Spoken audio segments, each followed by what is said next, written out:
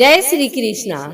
आइए सुनते हैं वैशाख मास महात्म्य अध्याय 9। गुरु कश्यप जी द्वारा राजा महिरथ को उपदेश देने पर राजा महिरथ बहुत दुखी हुआ और अपने कर्मों का ग्लानि करने लगा। फिर गुरु कश्यप से पूछा, वैशाख मास स्नान की विधि क्या है? ये सुनकर गुरु कश्यप जी बोले, राजन, बुद्धिमान पुरुष को चाहिए कि वह बिना पूछे अथवा अन्याय पूर्वक पूछने पर किसी को उपदेश न दे।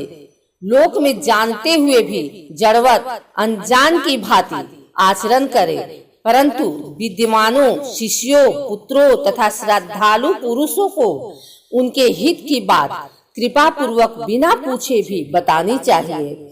राजन, इस समय तुम्हारा मन धर्म में स्थित हुआ है, अतः तुम्हें वैशाख स्नान के उत्तम व्रत का पालन कराऊंगा। तदंतर पुरोहित कश्यप ने राजा महिरथ से वैशाख मास में स्नान, दान तथा पूजन कराया। शास्त्र में वैशाख स्नान की जैसी विधि उन्होंने देखी थी, उसका पूरा पूरा पालन कराया। राजा महिरथ ने भी गुरु की प्रेरणा से उस समय विधि पूर्वक सब नियमों का पालन किया तथा माधव मास का जो जो विधान उन्होंने बताया वह सब आदर पूर्वक सुना। उन नृप श्रेष्ठ ने प्रातः काल स्नान करके भक्ति भाव के साथ पाद्य और अर्घ आदि देकर श्री हरि का पूजन किया तथा नैवेद्य भोग लगाया। यमराज कहते हैं, ब्राह्मण तत्पश्चात राजा के ऊपर काल की दृष्टि पड़ी। अधिक मात्रा में रति का सेवन करने से उन्हें क्षय का रोग हो गया, जिससे उनका शरीर अत्यंत दुर्बल हो गया। अंततोगत्वा उनकी मृत्यु हो गई। उस समय मेरे तथा भगवान विष्णु के दूत भी उन्हें लेने पहुँचे। विष्णु दूतों ने, ये राजा धर्मात्मा है, यो कहकर मेरे सेवकों को डांटा और स्वयं राजा को विमान पर बिठाकर वे बैकुंठ लोक में ले गए। वैशाख मास में प्रातः काल स्नान करने से राजा का पातक नष्ट हो चुका था। भगवान विष्णु के दूत अत्यंत चतुर होते हैं। वे भगवान की आज्ञा के अनुसार राजा महिरथ को नरक मार्ग के निकट से ले चले। जाते जाते राजा ने नरक में पकाए जाने के कारण घोर चित्कार करने वाले नारकीय जीवों का आंतरनाद सुना। कड़ाह में डालकर औटाए जाने वाले पापियों का क्रंदन बड़ा भयंकर था। सुनकर राजा को बड़ा विस्मय हुआ। वे अत्यंत दुखी होकर दूतों से बोले, जीवों के कराहने की यह भयंकर आवाज क्यों सुनाई दे रही है? इसमें क्या कारण है? आप लोग सब बातें बताने की कृपा करें। विष्णु दूत बोले, जिन प्राणियों ने धर्म की मर्यादा का परित्याग किया है, जो पापाचारी एवं पुण्यहीन हैं, वे तामिस्त्र आदि भयंकर नरकों में डाले गए हैं। पापी मनुष्य प्राण त्याग के पश्चात यमलोक के मार्ग में आकर भयानक दुख भोगते हैं। यमराज के भयंकर दूत उन्हें इधर उधर घसीटते हैं और वे अंधकार में गिर पड़ते हैं। उन्हें आग में जलाया जाता है, उनके शरीर में कांटे चुभाए जाते हैं, उनको आरी से चीरा जाता है तथा वे भूख प्यास से पीड़ित रहते हैं। पीप और रक्त की दुर्गंध के कारण उन्हें बार बार मूर्छा आ जाती है। कहीं वे खौलते हुए तेल में औटाए जाते हैं, कहीं उन पर मूसलों की मार पड़ती है और कहीं तपाए हुए लोहे की शिलाओं पर डालकर उन्हें पकाया जाता है। कहीं वमन, कहीं पीप और कहीं रक्त उन्हें खाने को मिलता है। मुर्दों की दुर्गंध से भरे हुए करोड़ों नरक हैं, जहां सरपत्र वन है, शिलापात के स्थान हैं तथा वहां की समतल भूमि भी आग से तपी हुई होती है। इसके सिवा गरम लोहे के खौलते हुए तेल के, मैदा के तपे हुए स्तंभ के तथा कूट सालमली नामक नरक में छुरे, कांटे, कील और उग्र ज्वाला के कारण क्षोभ एवं भय उत्पन्न करने वाले बहुत से नरक हैं। कहीं तपी हुई बैतरणी नदी है, कहीं पीप से भरे हुए अनेकों कुंड हैं। इन सब में पृथक पृथक पापियों को डाला जाता है। कुछ नरक ऐसे हैं जो जंगल के रूप में हैं। वहाँ के पत्ते तलवार की धार के समान तीखे हैं, इसी से उन्हें असिपत्रवन कहते हैं। वहाँ प्रवेश करते ही नर नारियों के शरीर कटने और छिलने लगते हैं। कितने ही नरक घोर अंधकार तथा आग की लपटों के कारण अत्यंत दारुण प्रतीत होते हैं। इनमें बार बार यातना भोगने के कारण पापी जीव नाना प्रकार के स्वरों में रोते और विलाप करते हैं। राजन, इस प्रकार ये शास्त्र विरुद्ध कर्म करने वाले पापी जीव कराहते हुए नरक यातना का कष्ट भोग रहे हैं। उन्हीं का यह क्रंदन हो रहा है। सभी प्राणियों को अपने पूर्वकृत कर्मों का भोग भोगना पड़ता है। पराई स्त्रियों का संग प्रसन्नता के लिए किया जाता है, किंतु वास्तव में वह दुख ही देने वाला होता है। 2 घड़ी तक किया हुआ विषय सुख का आस्वादन अनेक कल्पों तक दुख देने वाला होता है। राजेंद्र, तुमने वैशाख मास में प्रातः स्नान किया है। उसकी विधि का पालन करने से तुम्हारा शरीर पावन बन गया है। उससे छूकर बहने वाली वायु का स्पर्श पाकर ये क्षण भर के लिए सुखी हो गए हैं। तुम्हारे तेज से इन्हें बड़ी तृप्ति मिल रही है। इसी से अब ये नरकवर्ती जीव कराहना छोड़कर चुप हो गए हैं। पुण्यवानों का नाम भी यदि सुना या उच्चारण किया जाए तो वह सुख का साधक होता है, तथा उसे छूकर चलने वाली वायु भी शरीर में लगने पर बड़ा सुख देती है।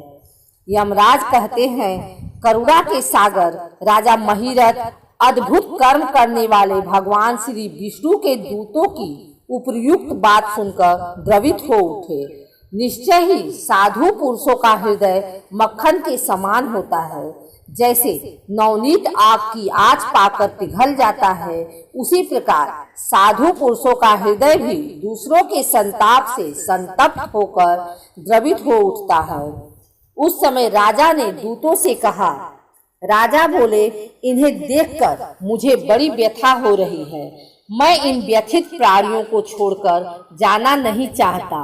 मेरी समझ में सबसे बड़ा पापी वही है जो समर्थ होते हुए भी वेदनाग्रस्त जीवों का शोक दूर न कर सके। यदि मेरे शरीर को छूकर बहने वाली वायु के स्पर्श से ये जीव सुखी हुए हैं तो आप लोग मुझे उसी स्थान पर ले चलिए, क्योंकि जो चंदन वृक्ष की भांति दूसरों के ताप दूर करके उन्हें आच्छादित करते हैं तथा जो परोपकार के लिए स्वयं कष्ट उठाते हैं, वे ही पुण्यात्मा हैं। संसार में वे ही संत हैं जो दूसरों के दुखों का नाश करते हैं तथा पीड़ित जीवों की पीड़ा दूर करने के लिए जिन्होंने अपने प्राणों को तिनके के समान निछावर कर दिया है।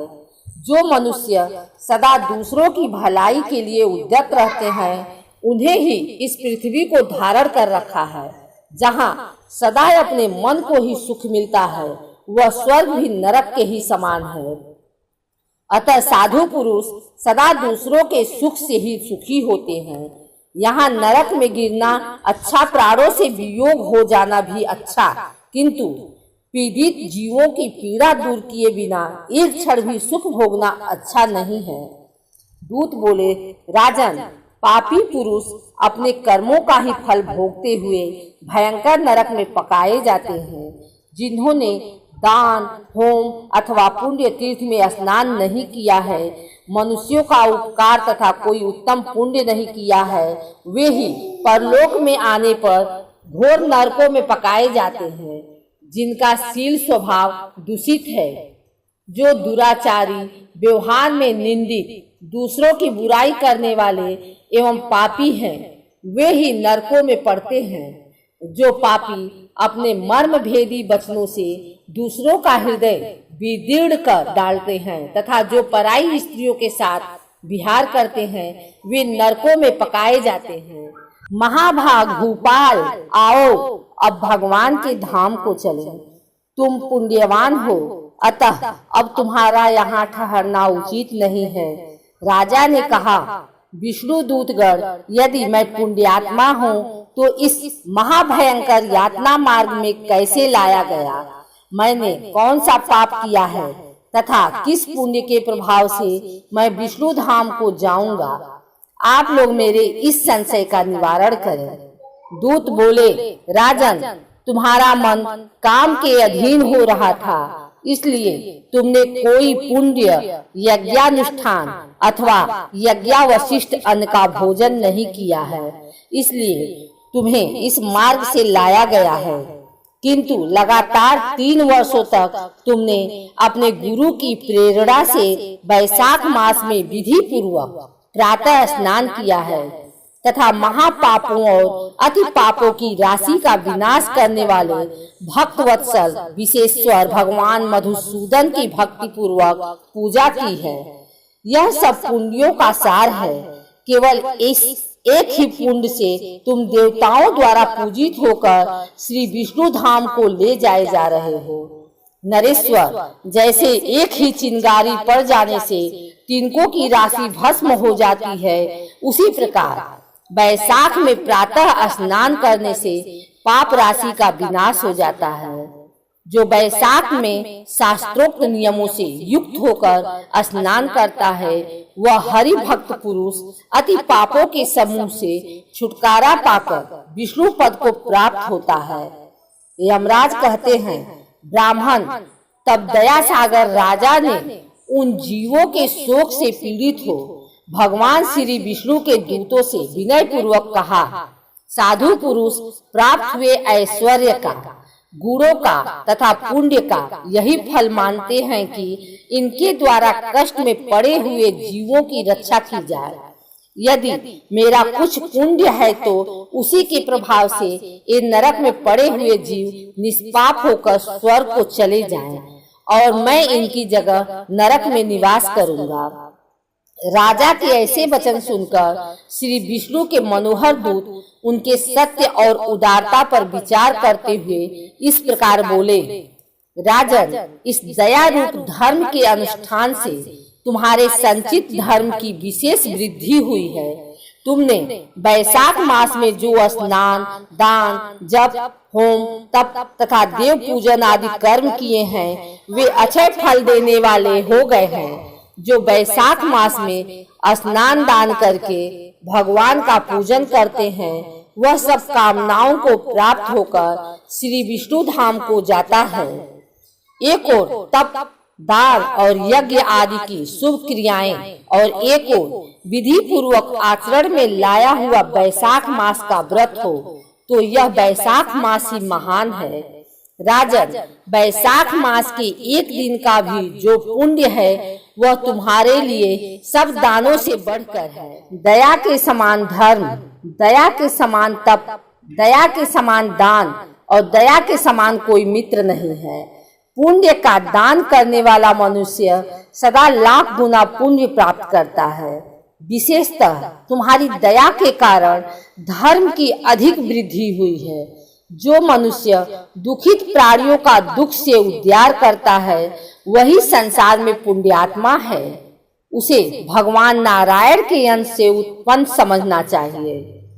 वीर वैशाख मास की पूर्णिमा को तीर्थ में जाकर जो तुमने सब पापों का नाश करने वाला स्नान, दान आदि पुण्य किया है, उसी विधिवत भगवान श्री हरि को साक्षी बनाकर 3 बार प्रतिज्ञा करके इन पापियों के लिए दान कर दो, जिससे ये नरक से निकलकर स्वर्ग को चले जाएं।